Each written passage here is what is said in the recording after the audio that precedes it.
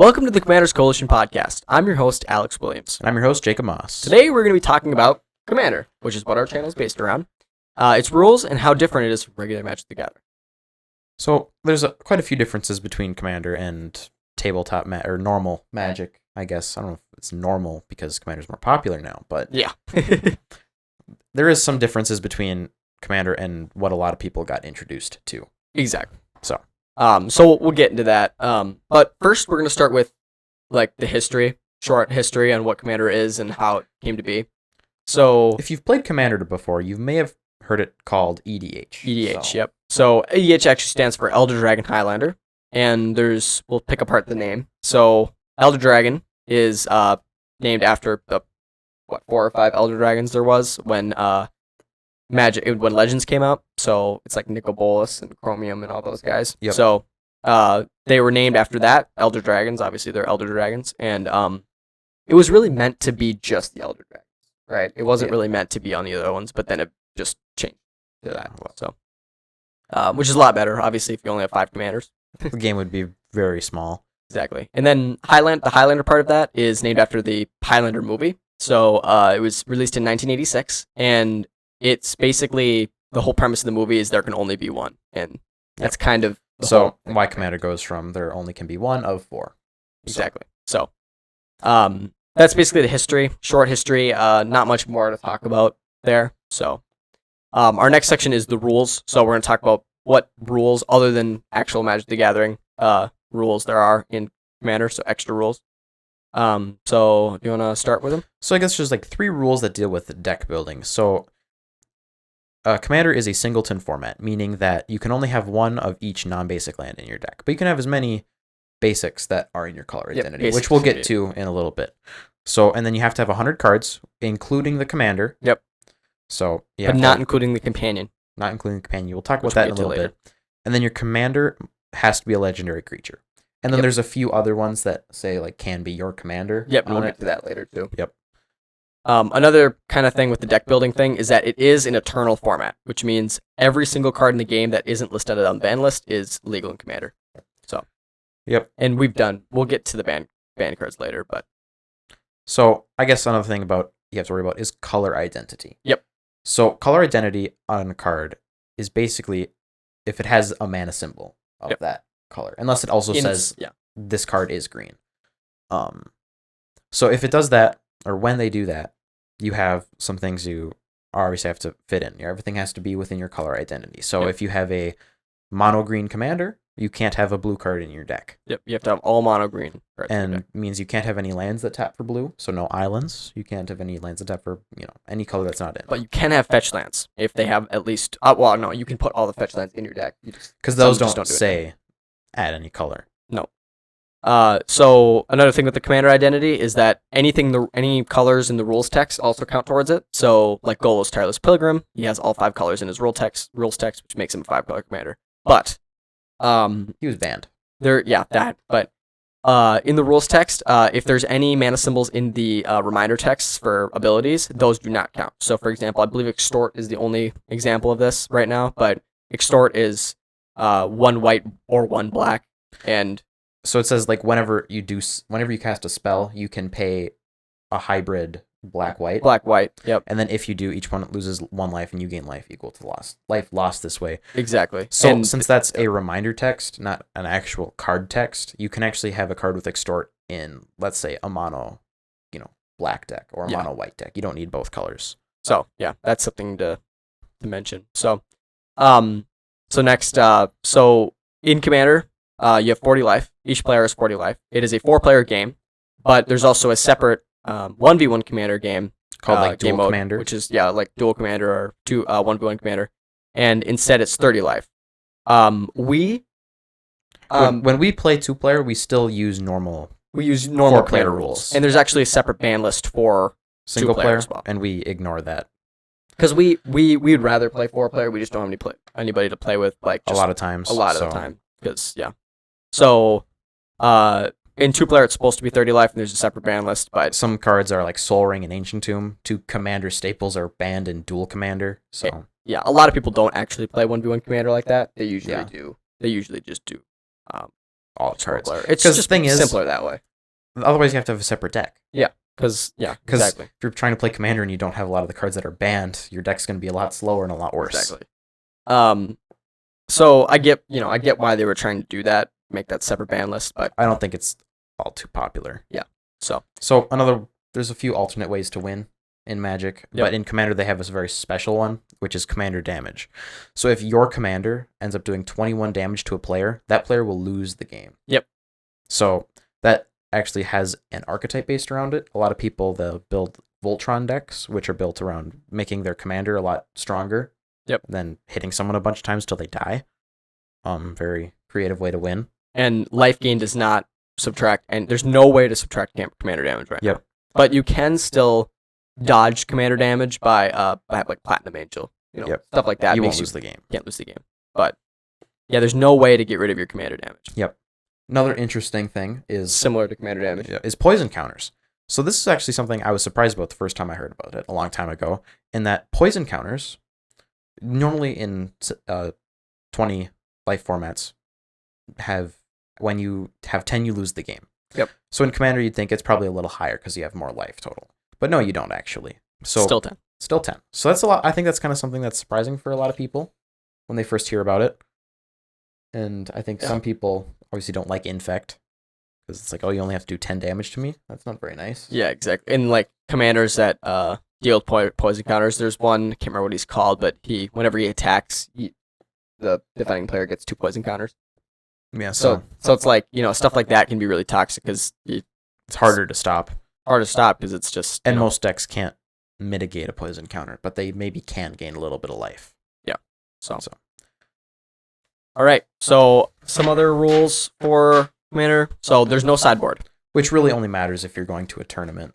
Yeah, but I mean, that also goes hand in hand with cards that fetch from outside the game. Yep.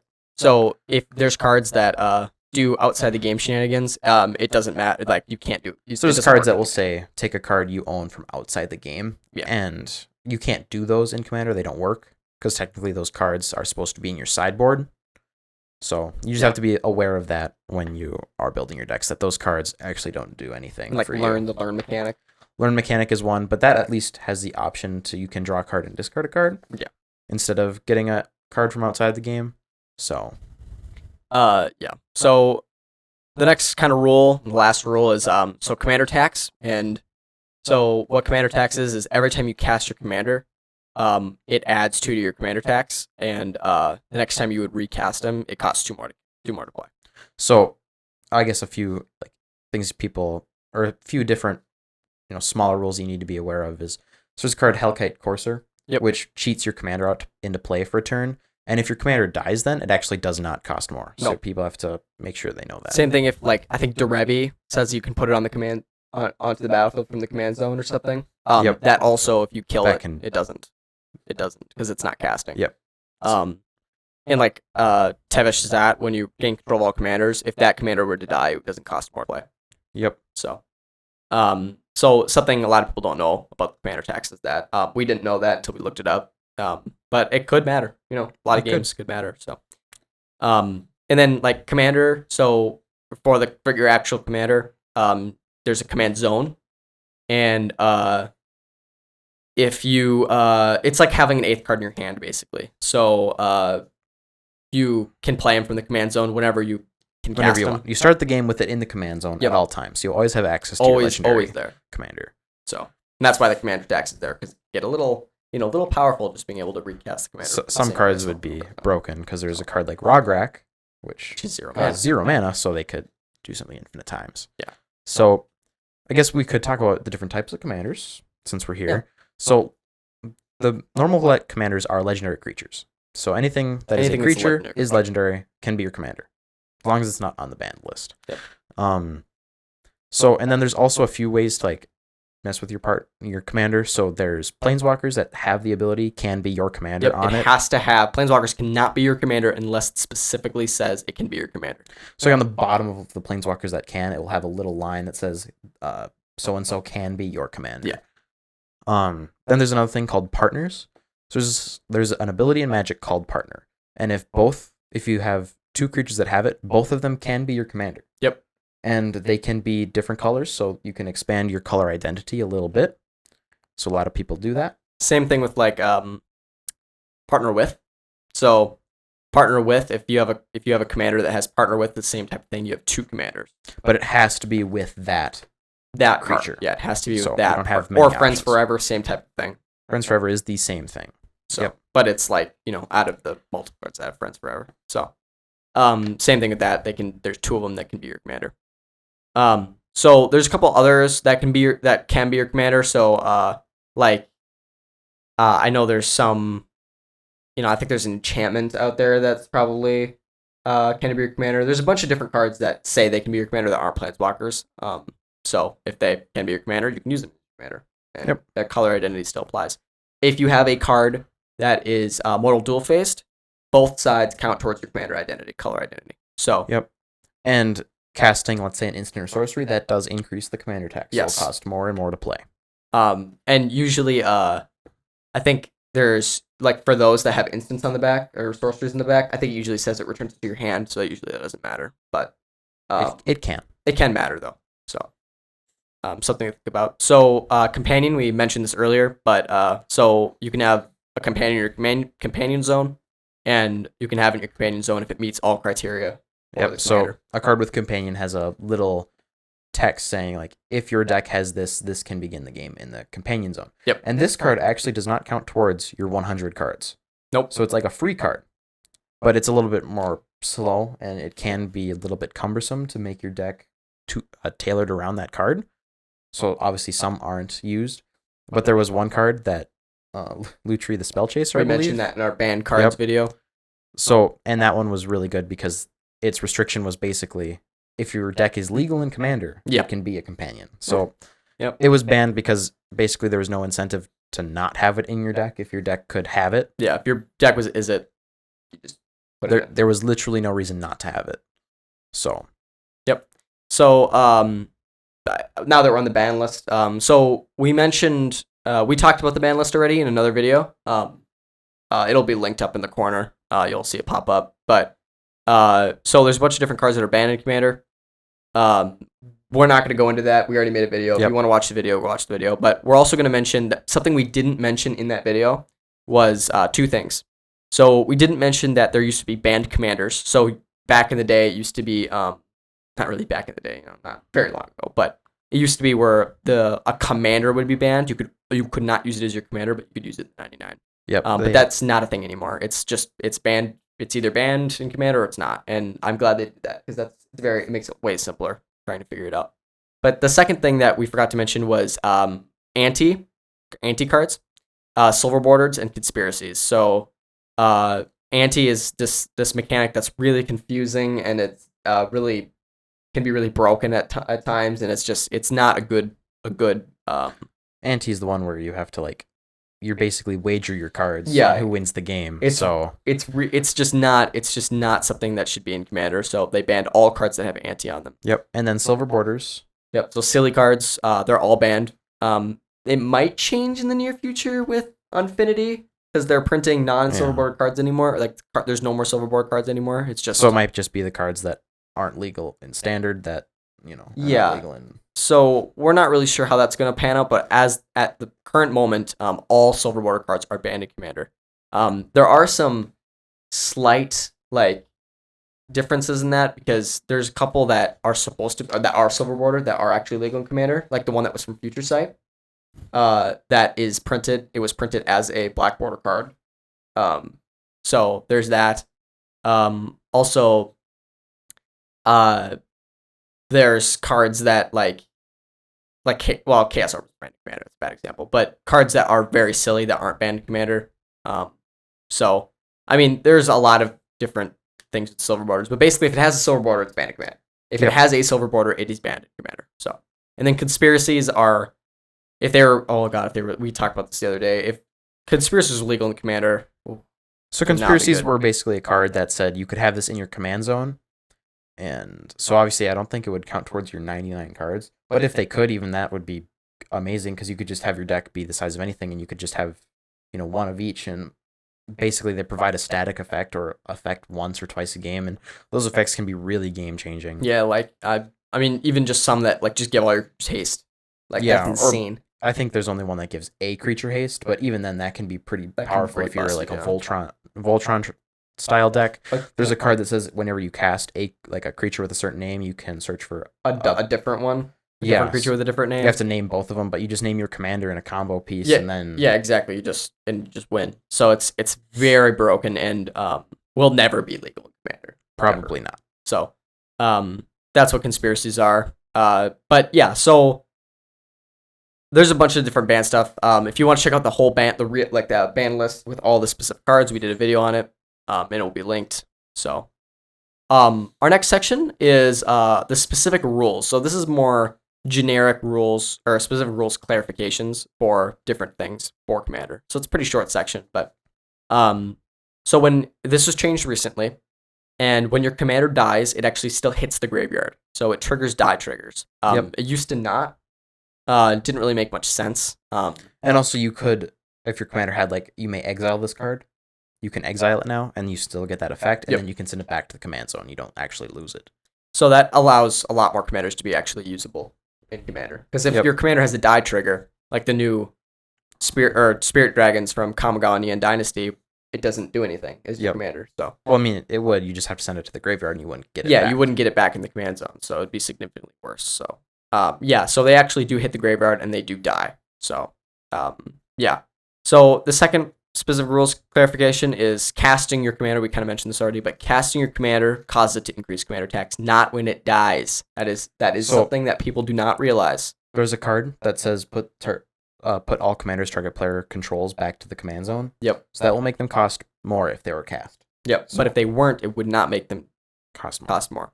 And if someone played a card that, like Helka Courser, we said, if it goes on the battlefield and you kill the commander, it does not cost more to play. That is something a lot of people do not realize about Commander. We didn't realize it either, and Until we looked it up. it's 'cause we were important. curious. Yeah, it's important to know that it does not cost more if you put it on the battlefield. But if you cast your commander, that's when the commander tax increases. So technically, whenever you cast your commander, you should be upping your commander tax.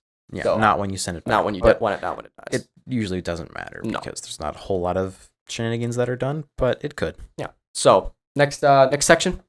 I guess we'll talk about how. So in Commander, obviously decks there can be a wide range of how good a deck is in Commander, and that's broken down by power levels. Yep.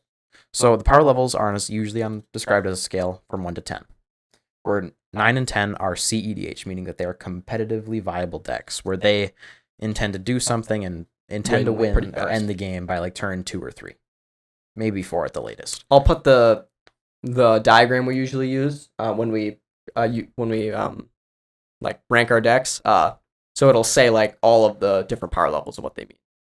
So just knowing how to properly evaluate your deck can lead to just more fun games because there aren't people getting absolutely stomped or people doing the stomping.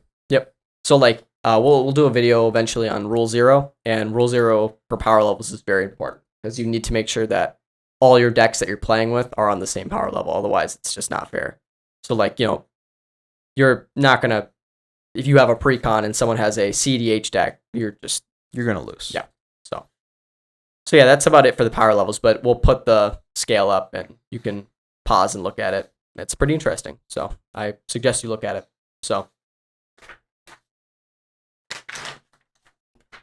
So our next section is just miscellaneous stuff that didn't fit anywhere else in the video. And really the only thing that's in this section is the rules committee. So the rules committee is a bunch, multiple people that will make rules changes to Commander. So it's not actually Wizards. Nope. So Wizards does not have control separate. of the rules committee. And the rules committees are the people that do the banning, do the unbanning. So And change the rules, when they change With the the dying commander. stuff. Yeah. dying triggers. So not a whole lot to say about that. So I think we can move on to the There's- weekly card. There's also the Commander Advisory Group, which is a different group of people, and they suggest changes to the rules committee. So if you know anybody that is on the CAD, the Commander Advisory Group, they are not on the rules committee, so don't harass them about rules changes because it's not what they do. That's not their job. So like I said, so we're gonna move on to the weekly card section, and if you haven't seen it before, I'm gonna say it one more time. If you don't know what the weekly card is, it's a random card that we generate from Gather, and then we talk about the card that we generated and how it works in EDH and just in Magic Gathering as a whole. So, next week's card is Disrupting Scepter, which continues the trend of not very good cards. Yeah, in the, it's in not the very good. weekly card. It is a 3-mana artifact with 3 mana tap. Target player discards a card. Play this ability only during your turn. So bad. Well, so specifically in Commander, when you have 4 opponents, making one opponent discard 1 card is not very good. I mean, it's not really that good in normal. No, but specifically in Commander, it's really bad. So it does say play during your turn, so you could do it during your end step. It doesn't say as a sorcery. Yep. But that doesn't save it. It's still a bad card. It's so bad. It's not a good card. It really. People would you could say it has a home in milling, but there's just cards that are so much better than this that are. Yeah. It's not a good card. Can you think of any decks that would actually like it? I mean, I think there's probably some. Isn't there a commander that says deals with your opponent discarding cards? And I guess maybe if you want a discard outlet, you could target yourself. It's so not a good card. Bad. Like I just don't even. Yeah, it's not much to say about it. It's not much. Yeah, much. Same thing with like Brushwag from last time we did it. So yeah, it's not good. It's not good. Okay. Well, I guess let's move on to the adjournment. So today we're going to be talking about pet cards. Pet cards, yeah. So pet cards are cards that maybe don't belong in every deck, but you like to put them in a lot of decks. Because they're fun. Build. They're just like a fun card or a card that you really like. And some pet cards can be really good. Yeah. And some aren't. Most of the cards that we really like are pretty powerful, but yeah. So personally, I have a few pet cards. I have Flamekin Village, Crib Swap, and Teleria West. So 2 of those are lands, and I think that Teleria West you don't really play as a land, no. No. So when I first started playing Commander, like I spent a long time. I looked at every single land that was printed. It took a while, but so I have a lot of lands I really like to play. Flamekin Village is a land that gives your stuff haste, so I like that just because I think it's always fun to be able to swing early. And then Crib Swap is a removal spell that I really like because it exiles, and it has Changeling. So if you have a tribal deck that's in white, it usually could benefit from a Crib Swap. Also, something that we learned is that Crib Swap is incredibly powerful against Volo Guide to Monsters. Yep, you get rid of Volo A, you give him something with Changeling, and then it shuts down the whole deck. And they do nothing. So, for me, I don't really have too many pet cards themselves, but one main one is the Prismatic Bridge or Asika God of the Tree. Or God of the Tree? I think so. You never play that side.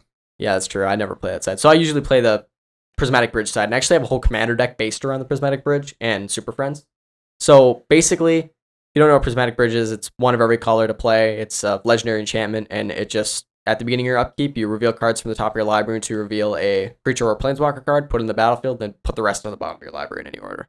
So it basically just gives you a free card every single turn. It's pretty good, but it's kind of slow. It's pretty slow, but it's pretty fun, and it's a card that I love to play because it's just like, oh, my Prismatic Bridge, yeah, But then when someone destroys it, you're like, wow, I wasted a turn. Yeah, you literally waste a turn because it does nothing. So yeah, there's not too many other cards that I would say that are pet cards for me. I like Armageddon. No, I'm kidding. I do like Peregrine Drake. I don't run it in my Dragon deck, but Peregrine Drake is a fun card. It's very powerful. It's 5 mana, untap 5 lands, and a 2/3 body. Plus, if you have a blink effect, it's like more lands untapping. So, really like that card. But other than that, not much that not much to talk about. Cards that I really like Hellkite Courser is one of my favorite cards in my Dragon deck, but I don't run that in any other deck. So, yeah, it's not really a pet card.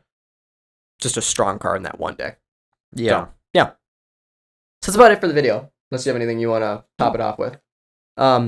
So if you have any pet cards, make sure to let us know because some cards can actually be pretty fun that a lot of people don't know about. So obviously in our cases they're pretty known, but Crib Swap, I think Crib Swap is undervalued. That's true. It is pretty good. It's exile target creature. I like it because with Horde of Notions, you can recast it. Plus, if you run a Dragon deck, it's always a thought to put that in the deck too, because it actually costs 1 less to cast because it is a dragon.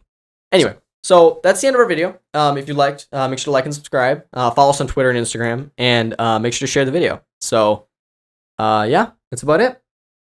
Bye. Bye bye.